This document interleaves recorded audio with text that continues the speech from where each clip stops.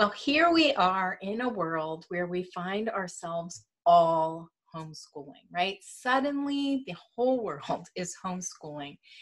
And yet, I want to say really loud and clear that homeschooling is not school at home. Just take a moment to let that sink in. Homeschooling is not school at home. It's not the same thing at all. So for those of you who are home with kids for the very first time and your job is to make your children do their schoolwork that someone else has planned, that in a lot of ways is actually way harder than homeschooling. So hey there, if we haven't met yet, my name is Jean and I'm the homeschooling mentor at Waldorf Inspired Learning.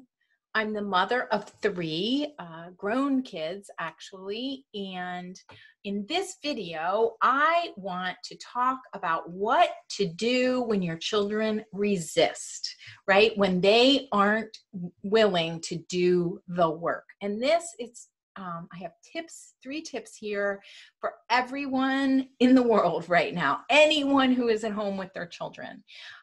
So when it's not working, we need to pivot, right? We need to take a step back and approach things differently. So one of the great quotes from Rudolf Steiner, who's the founder of Waldorf Education, he said to the teachers in the very first Waldorf school, he said, look at the children before you and bring them what they need. So if your current homeschooling lesson time is not working, then you want to get creative and find something new that will work, right? And how will you know it's not working? Well, you'll know it's not working because of your child's behavior.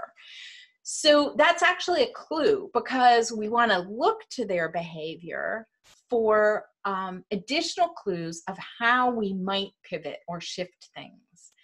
So what do you do when your child won't cooperate with lessons? When they resist or they refuse, flat out refuse to do the work? All right, so three scenarios. Number one, well, the first tip actually is you need to ask yourself why they're resisting. And again, the answer to this is often going to come from observing your child.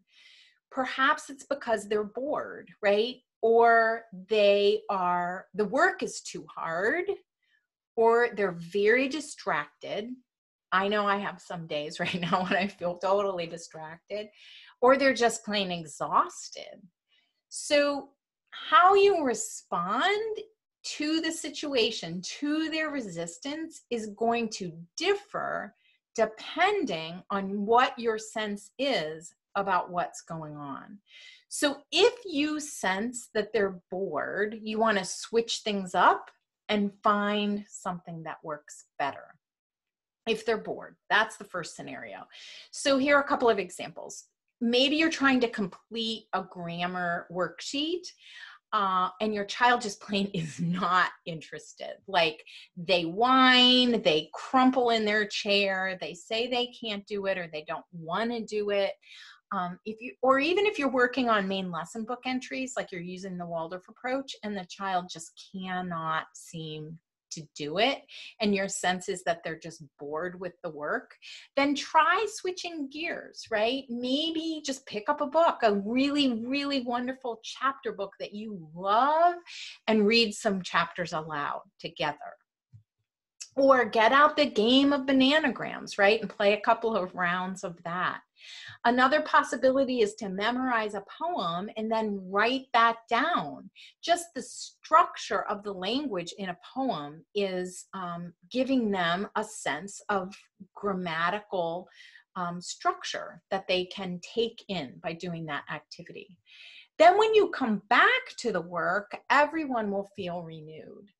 Our children actually really need hands-on and engaging activities to help them learn. It makes the learning more interesting, and these types of activities help children remember what they're learning much better. I'm sharing more in-depth ideas about this in just a couple of days on April 18th at the Parent Teacher Conference. Stick around. We're doing it online now, and so you can stick around until the end of this video to find out more details about that, or click the link below this video and see what it's all about.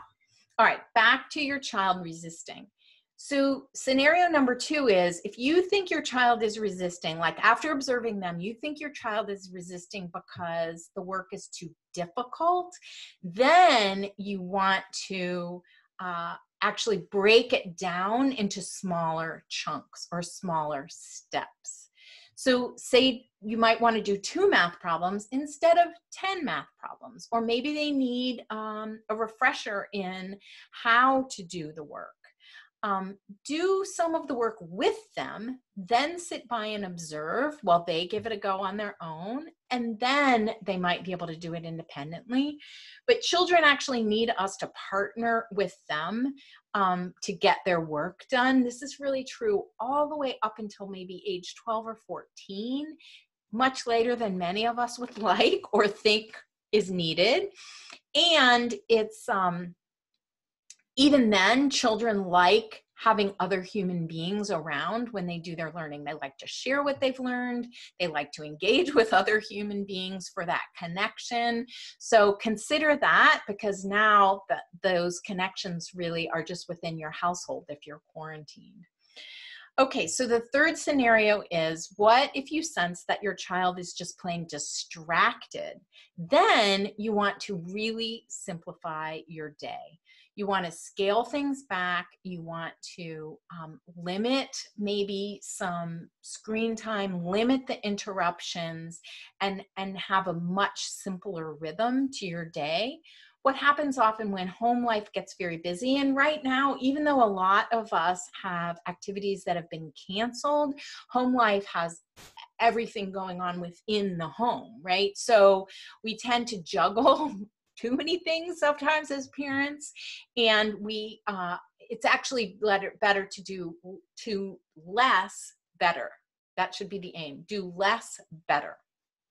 I homeschooled for 25, more really than 25 years, and doing less better is always the way to go. Instead of trying to add on more and be efficient, when we try to be super efficient in our days, our daily schedule, and from this time to this time, this is going to happen, and this time to this time, and this is going to happen.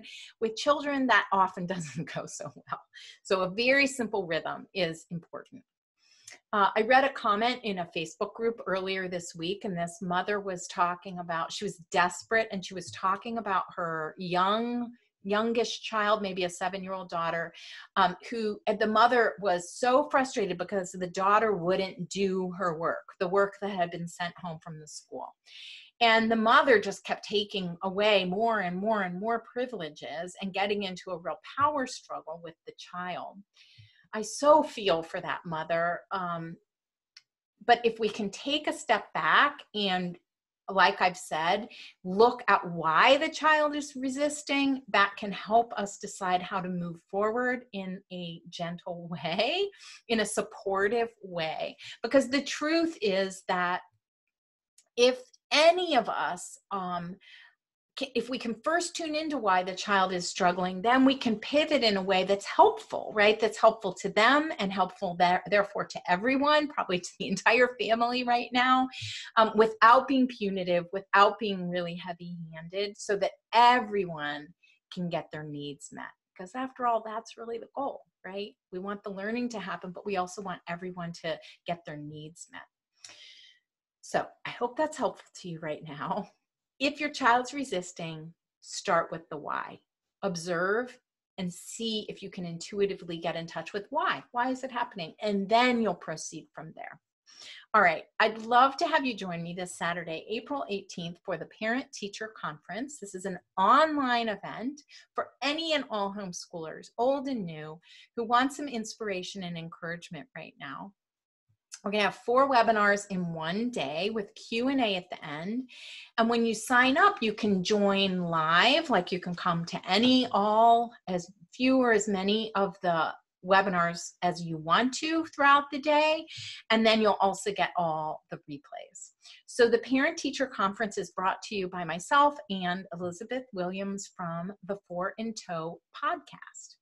So my background, I was a high school English teacher before I even had kids, and then started homeschooling back in the 1990s. And I have 3 kids who've gone all the way through. They're adults now.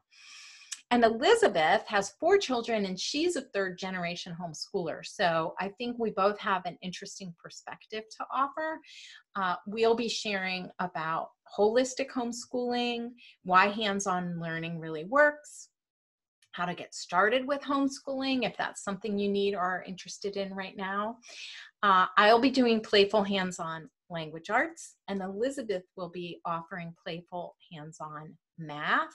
Lots of ideas for multiple ages for all of us who are at home right now with multiple ages of kids. So you can go to fourintowpodcast.com, spell out the 4, F-O-U-R, fourintowpodcast.com/conference to register. And I hope that you can join us. At the end of the day, I'm doing a giveaway for a one-on-one mentor session with me to one lucky winner. And yeah, so I hope you can come. Saturday, April 18th from 10 to 3. Go to fourintowpodcast.com/conference. All right. So that's it for now. Just remember that if you're getting resistance from your child, the place to start is by observing their behavior and then getting in touch with where the resistance is coming from so that you can pivot in a way that's most helpful. So thank you so much for being here and for joining me today. I hope you have a wonderful rest of your day, and I will see you soon. Bye for now.